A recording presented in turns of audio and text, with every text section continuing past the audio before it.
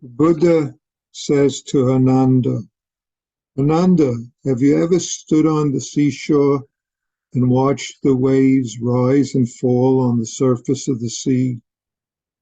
Birthlessness and deathlessness are like the water. Birth and death are like waves. There are long waves and short waves, high waves and low waves. Waves rise and fall, but the water remains. Without water, there can be no waves. The waves return to the water. Waves are water. Water is waves.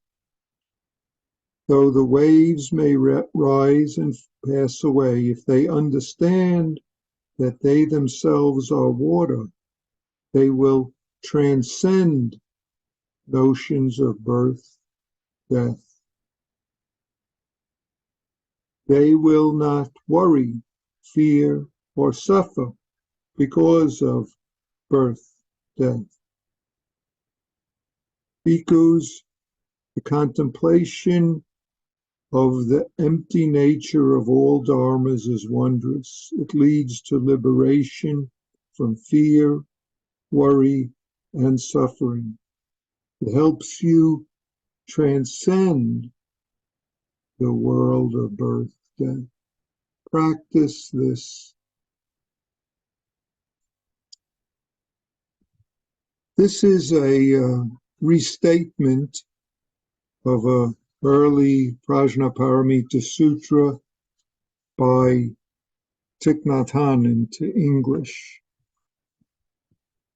But the fundamental point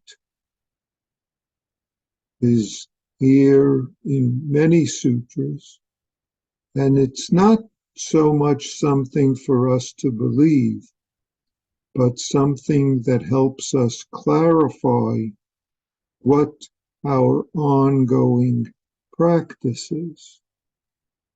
What our ongoing practice is. So I raise it up here, and in the next few days I will reflect further on this text and then also bring up a text of Dogen Zenji's Ben-Doa, which further clarifies this matter of what we call birthless, deathless. Not birth and death, but birth is empty, death is empty. Empty of what? Empty of all that we attribute to it. Empty of all the emotional reactions that we have to the various aspects of it. See, this is our practice, to see, to use, if I say it that way, when we notice worry, fear, and suffering, to turn us, to return us to this experiencing that we are. Not something that we have to get rid of, but something for us to see for what it is. It's another wave upon a wave, so to speak, a wave of a particular type that we believe we do want or don't want, that we like or that we don't like, that we should react to or suffer because of. And fundamentally, we could say then that the practice is to not create a space where fear, worry, suffering is something we have to get away from, but to use those as opportunities for us to be exactly, to remind us to be exactly how and where this moment is. Not something that we have to go looking for, but something that we are from the beginning, something that we are from the beginning always. And not that we are in terms of some mental construct or something else, but that in a sense is the ocean out of which our particular moment, if I say it that way, is the water out of this particular moment manifests. We don't have to go looking for the water. Water, if we use that kind of phrase, is not something else.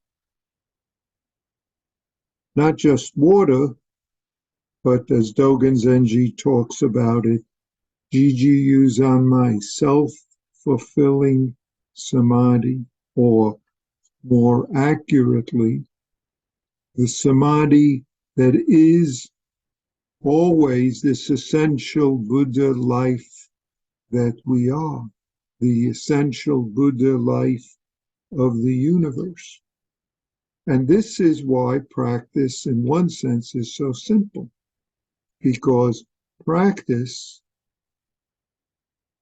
is always right here as we are. It's the water that we are. Now, we, of course, try to make sense of that. Of course, this is an analogy that by its very nature, if we try to figure out, is useless, because then we just get more ideas. See, Zazening, whether in formal sitting or in throughout our life, is not to get to a particular state that we are away from. We are never away from, to use the analogy, the water that we are. We can't be away from it. We can't be away from it, and we can't help but encounter it in every moment. Can't help but encounter it in every moment of all the beings that we encounter, all the beings in all the various forms. This is why Dogen Zenji, when he talks about this, he uses the analogy of, he says, at that time, because earth, grass, trees, walls, tiles, and pebbles, all things in the 10 direction, all perform Buddha activity. Those who receive the benefit of wind and water thus produced are subtly helped by the Buddha's profoundly subtle, incomprehensible guidance, and all manifest their inherent enlightenment. This is another way of stating what the sutra is stating. Always we are just in the midst of this enlightened life that we always are, not something that's dependent upon us discovering something and having another kind of state of mind or realization or any such thing. That kind of talk or image, that kind of image that if I do Zazen, then I will eventually have some sort of enlightenment, and then I'll know something, then I'll sense something, then I'll realize something that I now am lacking, that it now is inadequate in the way I am. That's not what Buddha is talking about. That's not what Dogen Zenji, Master Dogen, is talking about in Bendoa. He's talking about this fundamental, always nature of who we are. That's this birthless, deathless water. Birthless, deathless, meaning it not dependent on any conditions, certainly not dependent on some big or little realization that we have. Our practice is being this that we are from the beginning. The empty of all conditions, Dharma that we are. Empty of all conditions, Dharma that we are. So it's not something that we gain or something that we lack or something that is going to take care of. So when we're doing Zazen, when we say in the four practice principles, being just this moment, we are from the beginning being just this moment. It's even with caught, even with holding to self-centeredness. Those are what we might call epiphenomena. Epiphenomena. So last week I used the example of talking about this in ways having to do with thoughts, but in another way, and judgments. Another way we could think of it as if I start talking about this wonderful chocolate cake with great fruit topping, fresh fruit topping, all of a sudden my mouth begins to salivate. If I start reflecting on it, saliva forms, not because I am making the saliva, but because it forms. Now, if I pay attention to trying to get more saliva or less saliva or certain kinds of saliva, that's no different from attempting to have certain kinds of thoughts and feelings and states of beings, even states of being called so-called awakened, so-called realizations of different sorts. Those are all epiphenomena in the sense that those are just secretions. Secretions that, being human, come along with being human. Being human has those. You hear words of certain sorts, thoughts of certain sorts, reactions, emotional reactions. Those are just other kinds of secretions, which is why the Buddha talks about the poisons of greed, anger, and ignorance or delusions, which are secretions of body, mind, of thoughts, of the tendencies that we humans have, of greed when we want something, of anger when certain things don't go our way. The poisons that result from the belief, the uncertainty of self, the certainty of things shouldn't change in a certain way, or they're changing too fast, or they're changing in the wrong direction. Imagine if different waves said that to the ocean. different waves said that to different waves. I'm a better wave than you. I've got more texture, more color. I'm higher, I'm lower, I'm smoother, I'm rougher, I'm stronger, I'm weaker. That's what, now remember, these are all just images. Images aren't going to make it, and yet they're useful. They're useful because we all have the ability of Zazen.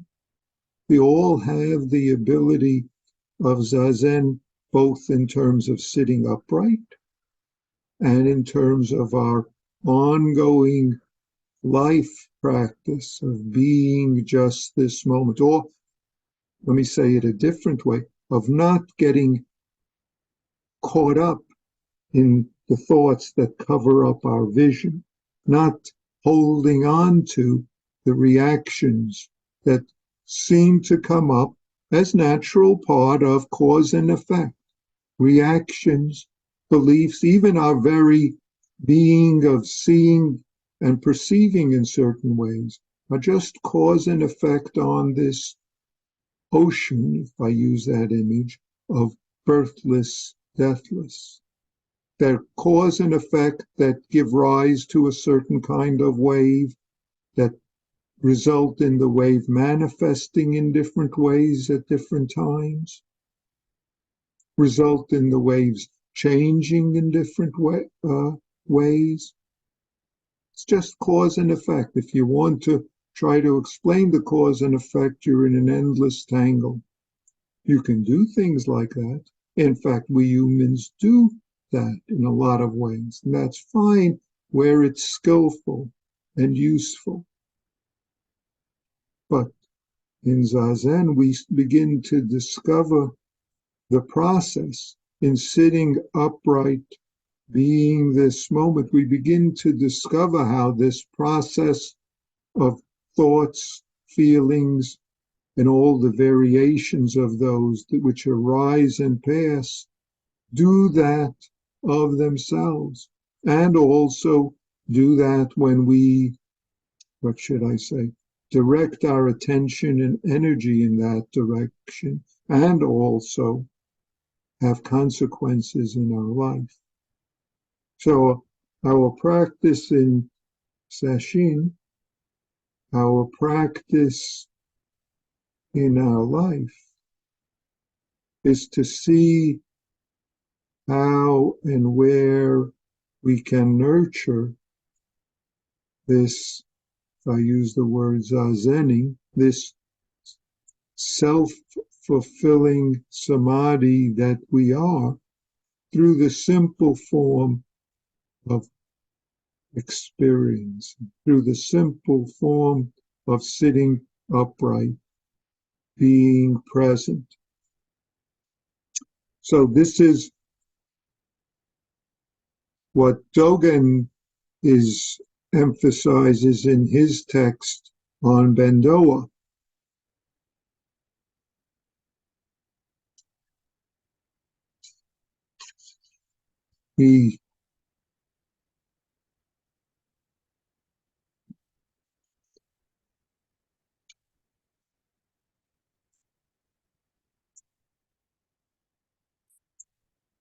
He says, the person of Zazen, without fail, casts off body-mind. Casts off body-mind is, you think, is something magical, but rather it's the simple of not holding on to the caught in self-centered dream. Not holding on to is not something we have to try to do, but in our noticing when we are holding on to, in that noticing and in being experiencing, allows us to, and I'll use Dogen's words, sever the previously defiled understanding, thoughts about it, and in place conform to our essential Buddha Dharma, Buddha nature, which assists us, assists all in manifesting this Buddha functioning, this ongoing Buddha Dharma, to quote Dogen Zenji. So how does this work? So Dogen says, at that time, because earth, grass, trees, walls, tiles, and pebbles, all things in 10 directions, all perform Buddha activity. This means the whole universe is a manifestation of this ocean, if I mix images, of this Buddha activity that we are. This Buddha functioning that we are, that is experiencing. Of course, spelling it out this way gives you more ideas if you try to hold on to them or try to think about them. They're simply brought up here to encourage you, because I'm encouraging us, you, me, all of us, in this Jiju Zamai, this self-fulfilling samadhi, self-fulfillingness, in which we are, quote, subtly helped by Buddha's profoundly subtle and incomprehensible guidance, and all manifesting, all of us manifesting this inherent enlightenment, awakening. This enables us all of us who benefit from water and fire, which is essentially a way of saying benefit from all aspects of nature and the universe, and we allows us to function as the original enlightenment, original self-fulfilling samadhi that we are.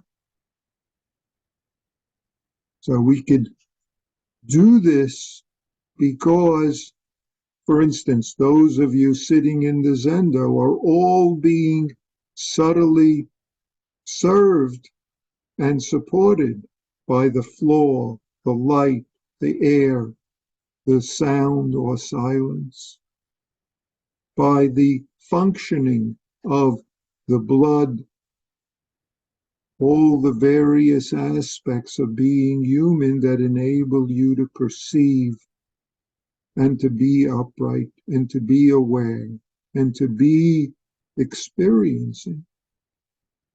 If we pay attention, this is always available to us. Inside, outside, that's just different aspects of the waves, if I say it in that way.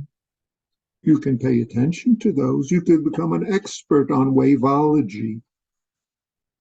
An expert on waveology and start differentiating and picking and choosing the waves that the universe should manifest as. But then we miss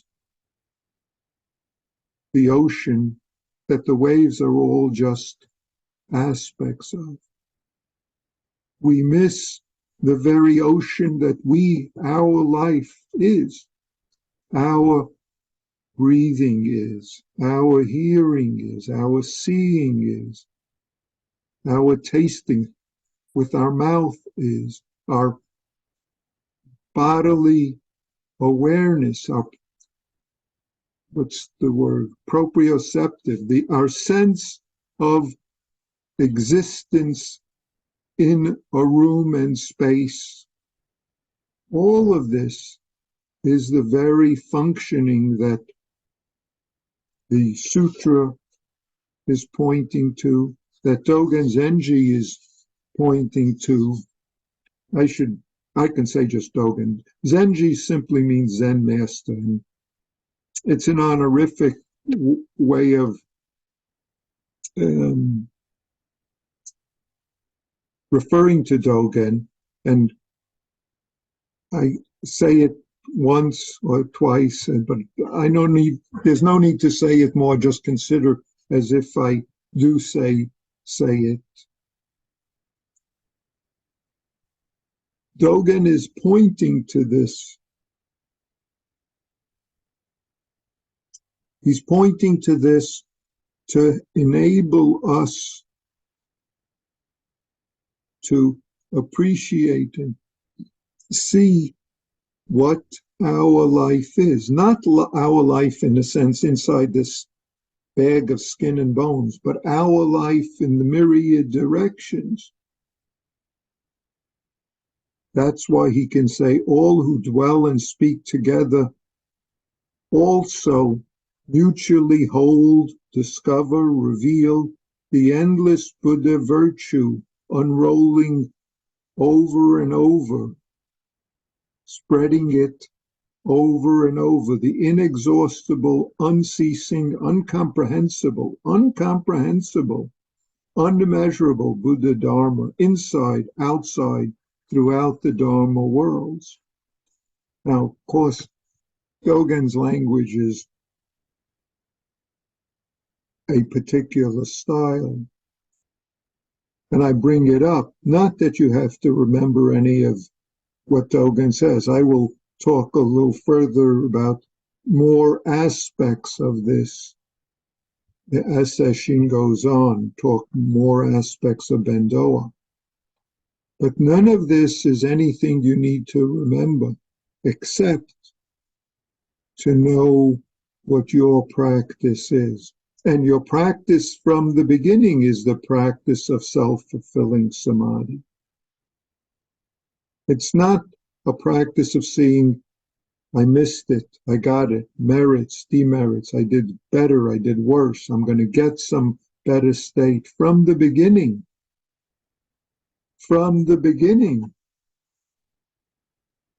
we are this subtle and incomprehensible, inherent in awakened life, enlightenment, if you want to use that word. Therefore, if you are that, be that. And being that is always accessible to you, except when we become caught up. Even then, it's not accept, but for us, it's accept because we're caught up in holding to the self-centered thoughts, feelings, beliefs, habits, reactions, many ways to talk about those which blind us to what we always are, always are. It's not something you're going to get. A wave doesn't have to know something extra in order to be this ocean that the Buddha talks about. This birthless deathlessness. Without this, without the water, ocean, waves don't exist. Without this incomprehensible Buddha awakening, we don't exist. It's because of, as he says, the earth, grass, trees, walls, tiles, and pebbles, which all perform Buddha activity. Don't think that Buddha activity has something to do with being human. Buddha activity is manifesting this cause and effect, non-self, right this moment. This ongoing cause-effect, changing, if you want to say, non-self, this moment that we are, that the whole universe is, and only because we attach, cling, blind ourselves, give in to certain body-mind secretions, thoughts, feelings, reactions, that we create trouble. So, because we have this time to sit together, so we have this time to share this immeasurable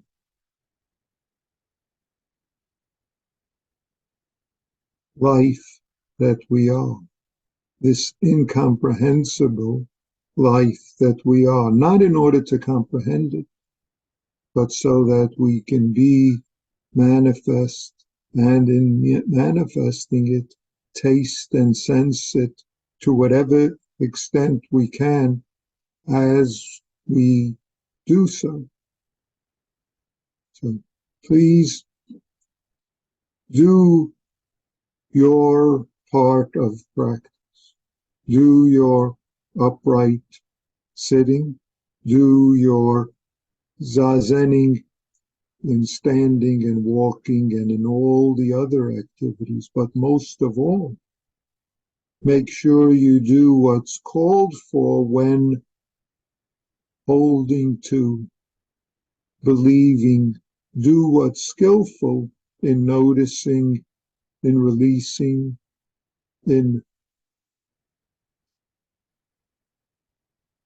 letting go of entanglements when they arise. You're not the boss of the waves that arise, whether it's waves that are pleasant or waves that are anger, greed, confusion. Those waves just are more waves on the ocean. But if we see them for what they are, then so what? They come. When we see them, we can do what's called for. That's why it's simply being this moment, experiencing. Nothing more is needed, certainly not when you're sitting upright in Zazen or walking or throughout Sesshin. So, in the next days, I will also read and we can reflect together on what Dogen says further. But I just want to read one next sentence where Dogen says, these things are not mingled in one's perception. It's not dependent on us perceiving this. We all who dwell, speak, practice together, mutually hold, discover, reveal, manifest the endless Buddha virtue, unrolling it over and over. So, okay, I started speaking here. I will leave these texts. I know sometimes these texts are a little bit lead you to try to figure them out. No need to figure it out. In fact, every time I speak, when it's done, throw it away. No need to hold on to anything. If it's not useful, let it go. If it's confusing and you want to, bring it up with me in times when we speak individually. The only point of speaking is to encourage and support you in your zazening, in your manifesting this self-fulfilling samadhi that is your life of the universe. Appreciating this life, we all can serve all the wood, pebbles, walls, beings that we encounter. Thank you.